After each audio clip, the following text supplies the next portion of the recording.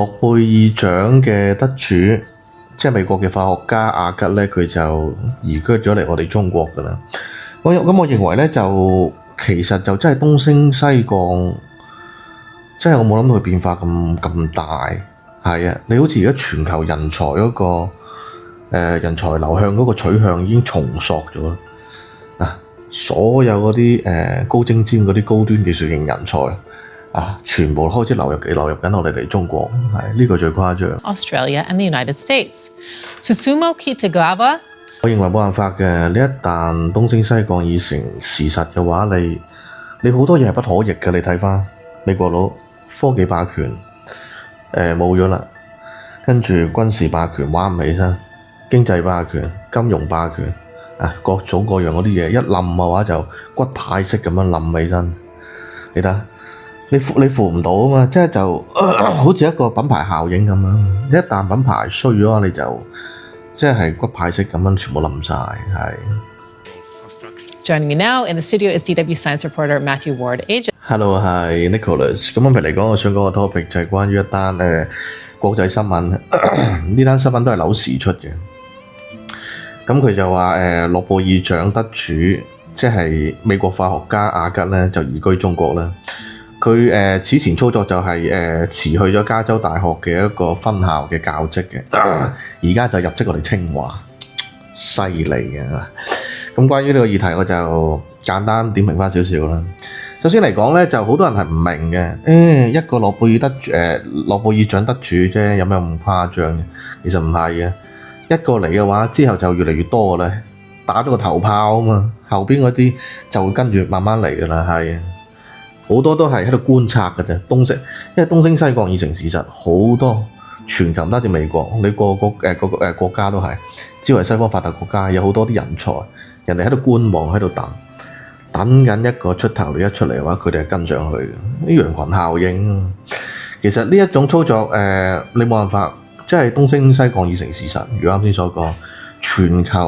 全球人才流動嘅格局已經係重塑緊，係。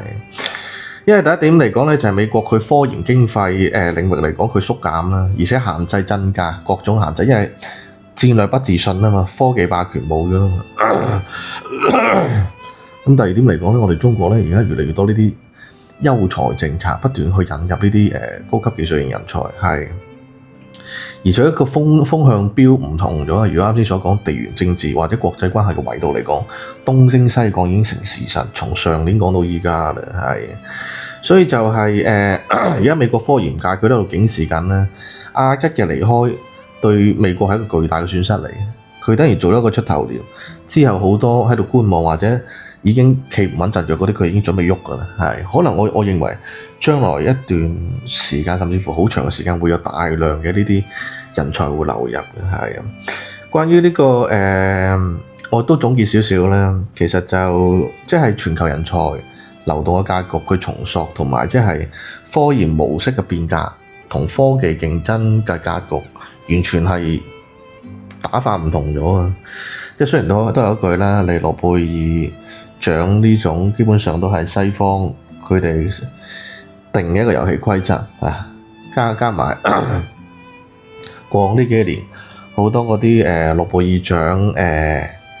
佢頒嗰啲獎，佢背後有好多更加深層嘅意義喺度，但係呢啲唔嚟，其實都係嗰句咧，佢呢啲小圈子遊戲雖然佢嘅諾貝爾獎含金量冇以前咁高，但係佢入得去攞獎嗰啲個底唔會差嘅，係。所以我只能夠講，我嘅結論就係有個好頭，開咗個好頭，係。你只要有一個人肯踏第一步，咁就得㗎啦。以後只會越嚟越多，因為你美國你保唔到佢哋，你都留唔到佢哋，咁自然佢哋